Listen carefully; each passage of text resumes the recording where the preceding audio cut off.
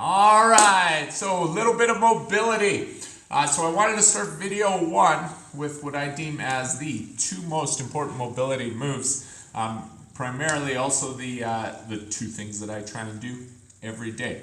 So before we start that, a few things to keep in mind with mobility. The first one is going to be 2 minutes. So 2 minutes is the minimum amount of time you always want to be accumulating with any mobility move. The reason for that is 2 minutes is the minimum amount of time to make a change on soft tissue. So anything less than that, it's not really accomplishing a lot. You can of course always do more than 2 minutes. So anything you do mobility wise, whether it's stretching, foam rolling, try and always hold a minimum of 2 minutes. The second most important thing is keep breathing.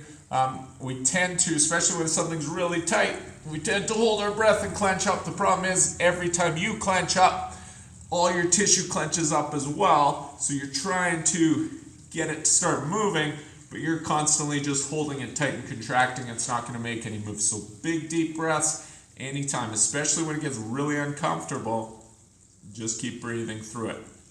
Okay, the final thing I'll leave you with, if you're pressed for time, and most people are, focus on your highest area of need. So we want most bang for our buck. We don't have time to do 2 hours of mobility throughout the day, hit every part of our body. Now some of you may, which is fine, then by all means get after it.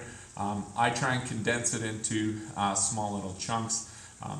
Ideally, again, it's a minimum 2 minutes. So if you kind of pick these two things, for instance, I'm showing you today, you only have to commit to 4 minutes a day, and it's really going to help. Now the reason I picked these two things as the most important, because they tend to address full body. So our biggest problem today across the population is we sit far too much. Now sitting too much creates a lot of posture issues. You get really tight hips, you get a really tight mid-back, and that pulls us forward into a bad posture.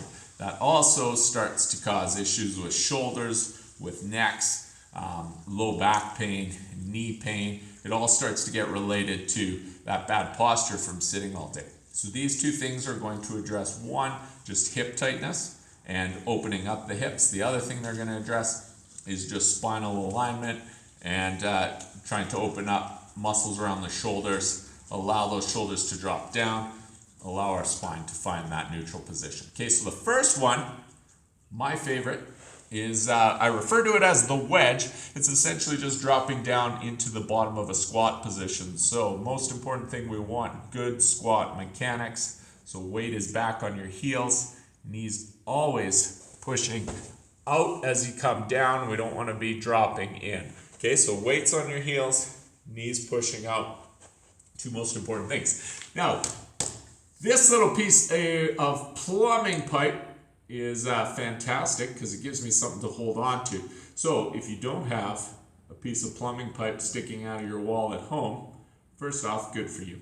Second, you could use a stair rail.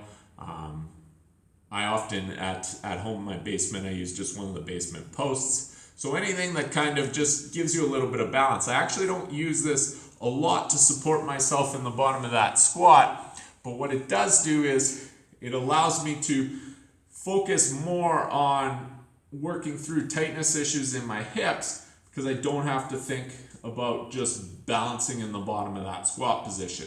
Now there are some people, and some of you may be more than capable of dropping into the bottom of a squat, moving around, adjusting through tight areas and keeping a good strong base. I would say most of us though will need something to hold on to just to get that little extra added support. Okay, so weights on your heels. Once again, we're always pushing our knees out, so we want to feel that stretch through the interior and then kind of just feel where we might be tight.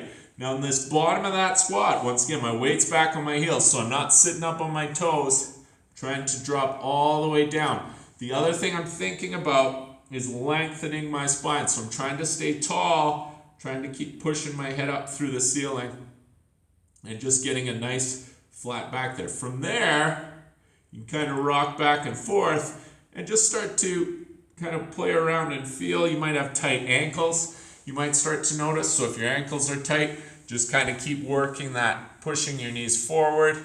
You can even hold that position, maybe with one side pushed forward and just adjusting through. So once again, bottom of that squat, accumulate minimum of 2 minutes. If you can do more than that, by all means, get after it. Okay, the next thing is something I like to call a foam roller angel. And very similar to snow angels.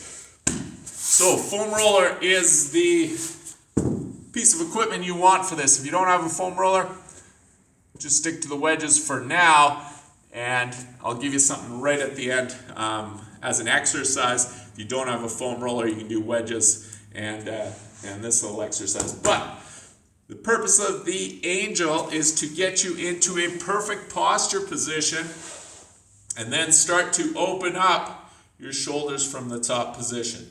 Okay, so sitting on the foam roller, we want 3 points of contact. Tailbones touching, mid-shoulders touching, head is touching, and then hands down, palms are up in the air. Hands and forearms are touching the ground. From here, we want to relax those ribs down. So I'm engaging my core, thinking of flattening my back. What I see all the time and we don't want is this blowing up of the ribs and creating a big arch in the low back. That's not really going to help you. You want to keep everything down and engaged. From there, just big deep breaths and just move your arms up like you're making a snow angel. Now as soon as you get resistance, really through that upper pec region, upper chest region, you want to stop. So the idea here is eventually over time, you want to be able to make that big angel motion, but we want to be able to do it without hyperextending our low back and pushing up. Because you'll find right away, as soon as you do that, you'll be able to get more range of motion. That's not going to help you from a postural standpoint. So just go till you get resistance, but you're still engaging your core. Hold that stretch, then release it down. Take some big deep breaths. Pull it back up, hold that stretch, release it down, take some deep breaths. Now the other thing I like to do out of this position, outside of the angel, is also just play with overhead range of motion through the shoulders as well. So I get set, both hands down, and then you can kind of just alternate through, lift one arm at a time, and as I'm doing this, I'm actually coming back and then I'm reaching up as I come. So I'm really trying to extend this arm all the way up. What some of you will find, if you're really tight through that shoulder, that arm will come up and it'll bend to get into this position and you'll have a tough time extending out. So only go as far as you can. And if you really notice that bend and you can't extend it, then pull it back and keep trying to work that range of motion. Now we can also go from arms up and start opening this way. So the key with any mobility is just explore around, find where you're tight, and then start working that area for, you guessed it, 2 minutes minimum time per move. Now if you don't have a foam roller, you can still get plenty of value out of the vanity shrug position, which, as you may or may not know, from this position, we're just shrugging up and then we're rotating back and really letting those shoulders drop. And then you're just going to hold this position, this stretch position back here, and then repeat. So drop it down and then just hold that position. You could even hold this for 2 minutes if you can stand it. The idea there is though we really want to be pushing that, feeling our shoulder blades relax down. Not as ideal as lying on that foam roller, but useful nonetheless. So minimum 2 minutes in the bottom of that squat, minimum 2 minute foam roll angel. Do it every day for the next 50 years. I promise you'll be feeling better. Posture will be better. Low back will feel better. Knees will feel better. Shoulders will feel better. You'll just be a little more awesome. All right, guys. See you next time.